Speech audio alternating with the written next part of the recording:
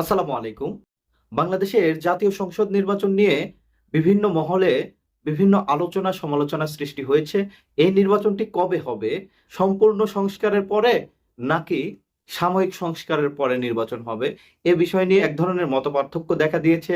আবার কিছুদিন আগে স্থানীয় সরকার নির্বাচন আগে হবে নাকি জাতীয় নির্বাচন আগে হবে সেই বিষয় নিয়ে বিএনপি এবং ছাত্রদের নতুন দলের মধ্যে এক ধরনের মতবিরোধ দেখা গিয়েছে। সম্প্রতি যে মতবিরোধটি সবচেয়ে বেশি দেখা যাচ্ছে সেটি হচ্ছে জাতীয় নির্বাচন আগে না গণপরিষদ নির্বাচন আগে। এই বিষয় নিয়ে বিএনপি, জামাত এবং নতুন যে দল এনসিপি সহ বিভিন্ন দলের মধ্যে মতপার্থক্য দেখা যাচ্ছে এবং একজন আরেকজনের বিরুদ্ধে কথা বলছে। এই বিষয়টি নিয়ে কোন দলের অবস্থান কি সেই বিষয়টি নিয়ে আজকে আলোচনা। শুরুতেই আজকে এনসিপির যিনি আহ্বায়ক নাহিদ ইসলাম আহ, জাতিসংঘ মহাসচিবের সাথে দেখা করার পরে তাদের অবস্থানটা স্পষ্ট করেছে। তিনি গণপরিষদ নির্বাচন আগে করার পক্ষে মতামত দিয়েছে এবং তিনি বলেছে গণপরিষদ না হলে এই সংস্কার টিকবে না।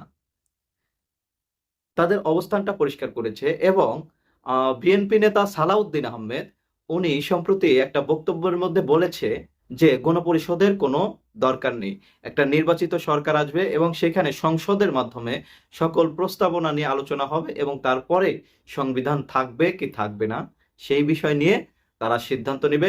এ ব্যাপারে গণপরিষদের নির্বাচনের কোনো দরকার নেই। আমাদের সংস্কার কমিশনকে দেওয়া প্রস্তাবে এই গণপরিষদ নির্বাচনের বিপক্ষে মত দিয়েছে বাংলাদেশ জামায়াত ইসলামী। এছাড়াও বিভিন্ন দল এখানে গণপরিষদ নির্বাচনের বিরুদ্ধে দাঁড়িয়েছে। এখন বিষয়টি হচ্ছে যেখানে গণপরিষদ নির্বাচন চাচ্ছে আমাদের ছাত্রদের নতুন দল এবং অন্যান্যরা এটা চাচ্ছে না। এখন এই নিয়ে এক ধরনের মতবিরোধ তৈরি হয়েছে। সেটা কি? এটা গণপরিষদ নির্বাচন যদি হয় তাহলে জাতীয় নির্বাচনটা একটু পিছিয়ে যেতে পারে, একটু না দীর্ঘদিন পিছিয়ে যেতে পারে। সম্প্রতি সংস্কার কমিশনের পক্ষ থেকে ডক্টর আলী রিয়াজ এবং বদিউল আলম মজুমদার উনি একটা টিভি সাক্ষাৎকারে ওনারা বলেছেন যে গণপরিষদ নির্বাচন হলে সংবিধান রাখার কোনো দরকার নেই, সেখানে নতুন সংবিধান হতে পারে। এটা বলেছেন সংস্কার কমিশন থেকে। এখন আসলে সরকার কোন দিকে এগোবে?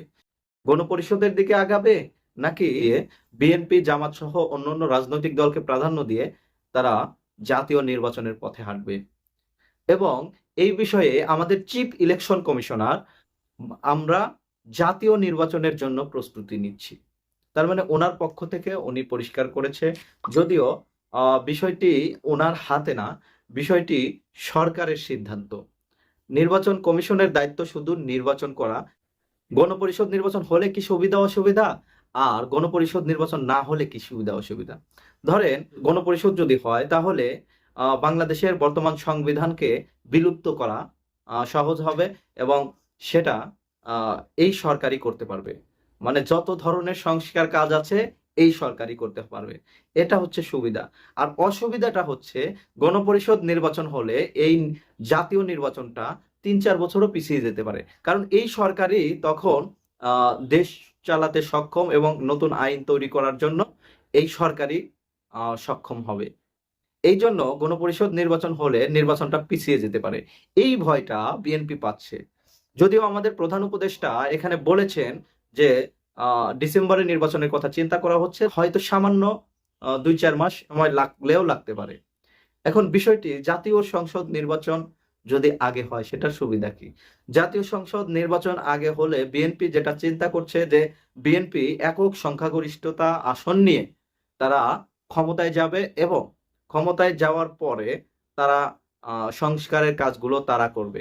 সেই ক্ষেত্রে আহ একটা রাজনৈতিক সরকার সবসময় রাজনৈতিক দল প্রায়োরিটি পায় এই রকম আইনগুলো প্রণয়ন করে এবং একদলীয় শাসন ব্যবস্থা চালুর চিন্তা ভাবনা করে। যদিও বিএনপির পক্ষ থেকে 31 দফা দেওয়া হয়েছিল, এই 31 দফার ভিত্তিতে তারা জাতীয় সরকার গঠন করতে চায়। এই বিষয়টা খুবই পজিটিভ এবং রাষ্ট্রপতি এবং প্রধানমন্ত্রীর ক্ষমতার ভারসাম্য আনতে চায়। এছাড়াও বিভিন্ন বিষয় আছে 31 দফার মধ্যে আছে। যদি 31 দফাকে কার্যকর করে সেক্ষেত্রে অনেকটাই সংস্কার হয়ে যাবে। কিন্তু যদিও 31 দফার মধ্যে পুরো ব্যবস্থাটা নেই, এই জন্য সংস্কার পূর্ণাঙ্গ হবে না। এই জন্য অবশ্যই এই সরকারকে এই সংস্কার করে যেতে হবে। কারণ অন্তর্বর্তীকালীন সরকারের অধীনে একটা সুষ্ঠু গ্রহণযোগ্য নির্বাচনই সমাধান নয়। এই নির্বাচন হওয়ার পরবর্তী নির্বাচনগুলো যাতে কোনোভাবেই কোনো রাজনৈতিক দল দ্বারা ম্যানিপুলেট না হতে পারে, একটা রাজনৈতিক বন্দোবস্ত করার পরে এই সংস্কার কাজ শেষ করা উচিত। সংগ্রামী সাথী ও বন্ধুগণ, আমি বলতে চাই ছাত্র জনতার অভ্যুত্থানের পরে যে বাংলাদেশ গঠিত হয়েছে সেই বাংলাদেশকে সুন্দর করে সাজাতে হবে। এই সাজানোর জন্য বিএনপি, জামাত, এনসিপি, গণ অধিকার পরিষদ সহ যত রাজনৈতিক দল আছে সবাইকে ঐক্যমত্যে আসতে হবে যে আমরা সংস্কারগুলো আগে করব, তারপরে আমরা নির্বাচন করব। গণপরিষদ নির্বাচন হবে কি হবে না সেই বিষয় নিয়ে পরস্পরের মধ্যে মতবিরোধ তৈরি করা ঠিক হবে না। আমি মনে করি এই বিরোধটা দীর্ঘদিন চলবে বলে মনে হচ্ছে, কারণ নতুন যে রাজনৈতিক দল এনসিপির পক্ষ থেকে যেটা বলা হচ্ছে যে যদি গণপরিষদ নির্বাচন না হয় সংস্কার টিকবে না, সেই ক্ষেত্রে অবশ্যই গণপরিষদ নির্বাচন আগে করতে হবে। এরকম অবস্থান যদি ছাত্রদের নতুন দল, যাদেরকে বিপ্লবী দল বলা হচ্ছে, তাদের মধ্যে থাকে, তাহলে বিএনপি, জামাত সহ অন্যান্য দল যেহেতু এই নিয়ম বা এই গণপরিষদের বিষয়টাকে মেনে নেবে না, সেক্ষেত্রে দীর্ঘমেয়াদী সংঘাতের দিকে দেশ চলে যেতে পারে। এই জন্য আমাদের প্রধান উপদেষ্টাকে অবশ্যই একটা সুন্দর এবং একটা গ্রহণযোগ্য সিদ্ধান্তের মধ্যে আসতে হবে, যাতে করে এই সংকটের সমাধান আমরা করতে পারি। সবাইকে এক টেবিলে বসতে হবে এবং তাদেরকে তাদের যে প্রস্তাবনা এবং তাদের প্রস্তাবনা দিতে হবে এবং প্রধান উপদেষ্টাকে একপাক্ষিক সিদ্ধান্ত না, সবাইকে এক টেবিলে এনে সবার মতামতের ভিত্তিতে সিদ্ধান্ত নেওয়ার জন্য আহ্বান জানাবো।